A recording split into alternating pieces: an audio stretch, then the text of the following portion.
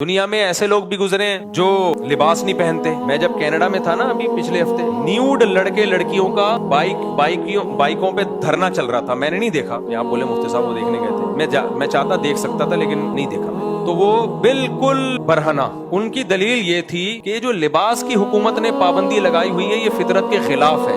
انسان برہنہ پیدا ہوتا ہے تو ہم کیوں کلچر کی وجہ سے اپنے شرمگاہوں کو چھپائیں؟ کیا جانور کو دیکھا کبھی چڈی پہنے ہوئے آپ نے؟ ایک دفعہ چوہا گیا تھا ہاتھی کے پاس, ہاتھی نہا رہا تھا تالاب میں. چوہے نے ہاتھی سے بولا یار باہر آنا کام ہے آپ سے.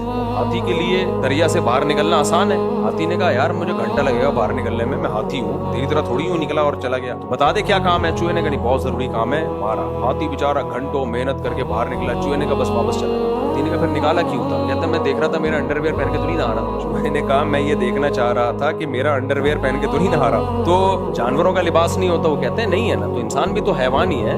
میڈیکلی انسان اور حیوان میں کوئی فرق ہے سوائے ذہانت کے؟ اور کوئی فرق نہیں ہے کہ انسان زیادہ ذہین جانور ہے باقی. تو اس لیے وہ کینیڈا میں احتجاج چل رہا تھا کہ کپڑوں کی پابندی ہٹائی جائے. مرضی ہو جس نے پہننا ہے پہنے, جس نے پہننا ہو تو بالکل نیوڈ بالکل.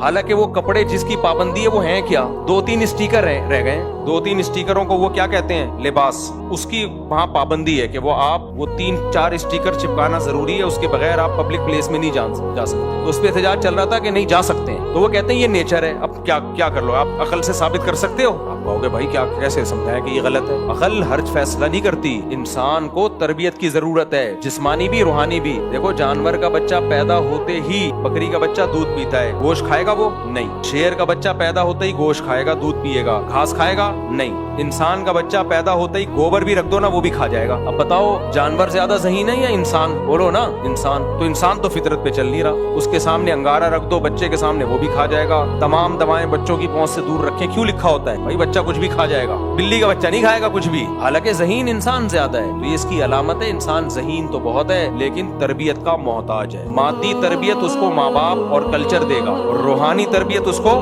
پیغمبر دیں گے. نیچر کا تعلق روحانیت سے ہے, تہذیب کا تعلق روحانیت سے ہے. تہذیب پیغمبر سکھائیں گے, پیغمبر نہیں سکھائیں گے. عقل نہیں فیصلہ کر سکتی, تو عقل تو کہے گی ننگے ہو کے بیٹھو. عقل تو کہے گی ہومو سیکسولیٹی کو بھی عام کر دو. اگر کسی مرد کی طرف دل مائل ہو رہا ہے اور دونوں ایک دوسرے پہ راضی ہیں تو کسی تیسرے کو تکلیف کیوں ہو رہی ہے؟ ان کو انجوائے کرنے دو. لیکن مذہب کیا کہتا ہے بھائی یہ اتنا بڑا جرم ہے کہ پوری قوم کو اٹھا کے اللہ نے پٹخ کے مار دیا. تو اس لیے اللہ بتائے گا نیچر کیا ہے اور کون سی چیز نیچر کے خلاف ہے.